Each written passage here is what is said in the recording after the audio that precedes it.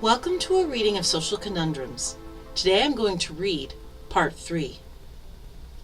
But is that result worth it? Gershom stressed.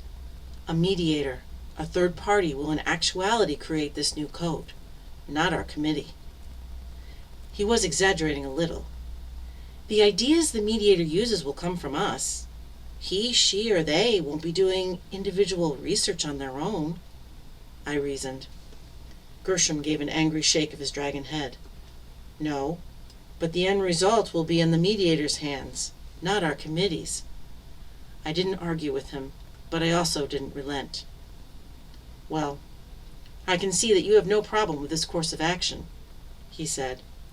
I will leave you so you can discuss the situation with Ezekiel. I watched as he stretched out his wings and flew away, leaving the garden. His curt dismissal stung, but it didn't change my mind.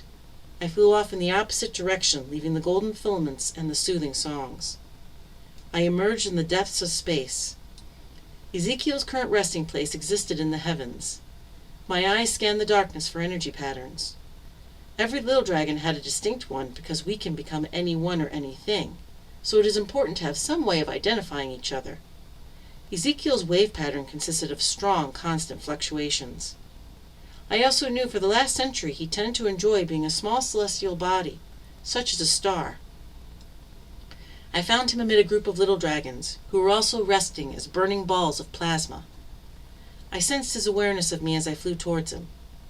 Our ancestors of old used to write poems that spoke of the divinity of these celestial bodies.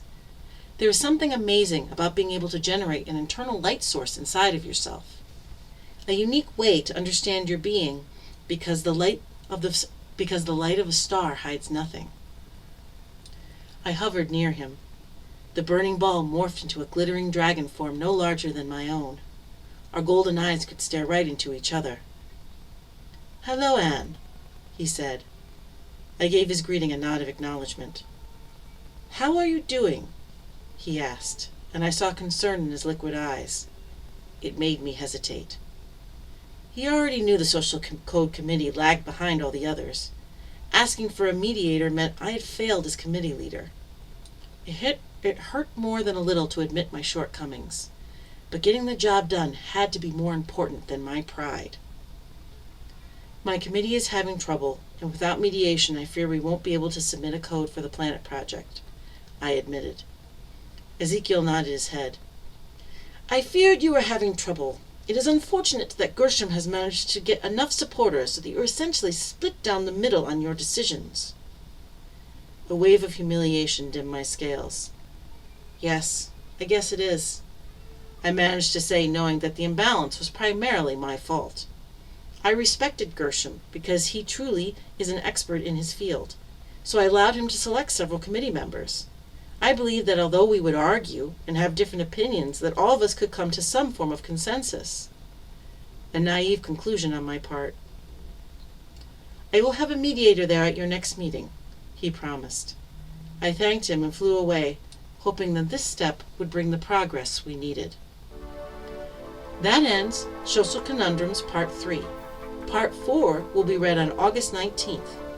Next week, we will continue listening to the exciting novel Songs from the Depths by Meg Swanson. If you would like to contribute to this series, please feel free to become a patron on Patreon. Details for joining are on my website, and also please subscribe to this YouTube channel so you won't miss any new videos. Goodbye, and thanks for listening.